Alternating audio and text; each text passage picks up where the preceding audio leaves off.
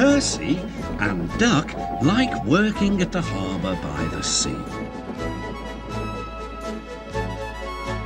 On a clear summer's night, there is no better place to be.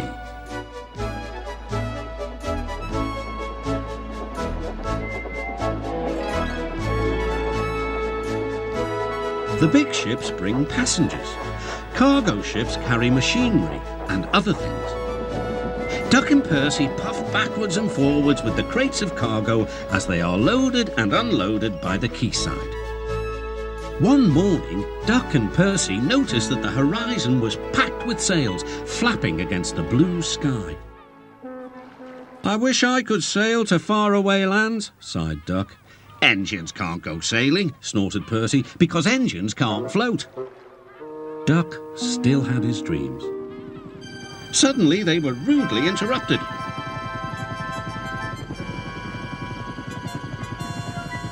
"Wakey, wakey," hovered Harold. "I'm looking at the boat," replied Duck. "That's the regatta," whirred Harold. "Lots of boats, lots of races, great fun. I hover round in case I'm needed." "Do you go to the horizon?" asked Duck. "Yes, and beyond." "I didn't know there was a beyond," whispered Percy. "Do you go to other places at sea?" continued Duck. "Certainly. I can land on ships, you know, anywhere, anytime. Goodbye." Duck sighed. He went on talking about the regatta all day.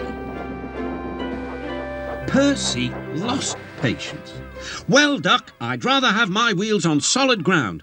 Our rails can take us to all the places we could ever wish to see." "That's an emergency," called Duck's driver. "I'll check with the harbour master."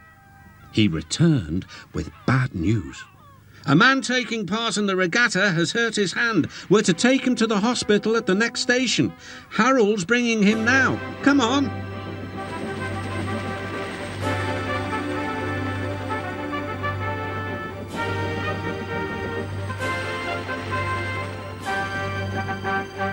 "Good to see you again, Duck," whirred Harold as he landed carefully on the platform. The man was gently helped to safety. "My job is to stay at sea in case of other emergencies. Otherwise, I would take this gentleman to hospital myself.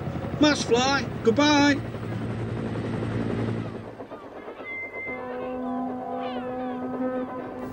Duck set off on his journey. Soon he was steaming well and his wheels were thundering along the track.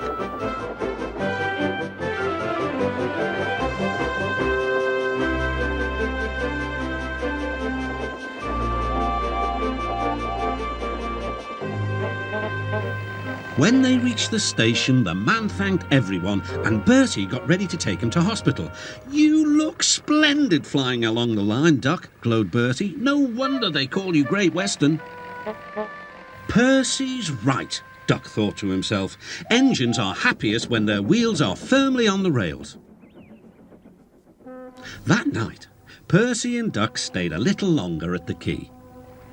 The air was warm and the sea calm. "There's a shooting star," said Duck. "Don't be daft," laughed Percy. "It's Harold. Look, he's hovering overhead." Something fluttered down towards Duck. His driver caught it. "It's a flag from the regatta. Harold's giving it to you as a present, Duck." "That was kind of Harold," whispered Duck. "He may have whirly arms instead of wheels, but he seems to understand just what an engine needs." Duck still wonders about the lands beyond the horizon, but he enjoys being with friends most of all, and I think he knows that sometimes the best travels are those we can only dream about. Don't you?